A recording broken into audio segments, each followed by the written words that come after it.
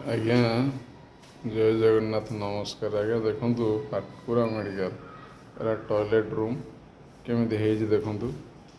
ଟିକିଏ ଜଣେ ପେସେଣ୍ଟ ଆସି କେମିତି ଝାଡ଼ା ଲାଟ୍ରିନ୍ ଯିବ ଆପଣ ଟିକେ ଅନୁମାନ କରି କୁହନ୍ତୁ ସେ ପେସେଣ୍ଟର ଅବସ୍ଥା କ'ଣ ହେବ। ଦେଖନ୍ତୁ ଦେଖନ୍ତୁ କେଉଁଭଳିଆ ଅବସ୍ଥାରେ ପଡ଼ିଛି। ଝାଡ଼ା କରିଛନ୍ତି, ଝାଡ଼ା ଧୁଆ ହେଇନି।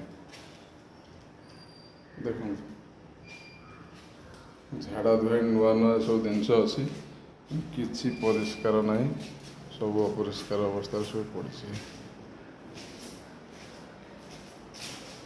ଦେଖନ୍ତୁ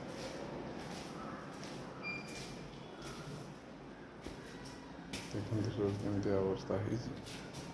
ଗୋଟେ ପେସେଣ୍ଟ ଏଇଠିକି ଆସିବ ତା'ର ଦେହ ଭଲ କରିବା ପାଇଁ ନା ସେ ଆହୁରି ରୋଗ ନେଇକି ଯିବ, ଆପଣମାନେ ଟିକେ ବିଚାର କରିବେ ଏବଂ ଏହାର ଉପକୃତ ସମାଧାନ କରାଇବେ ଆପଣମାନଙ୍କ ଦ୍ୱାରା। ରହୁଛି, ଜୟ ଜଗନ୍ନାଥ।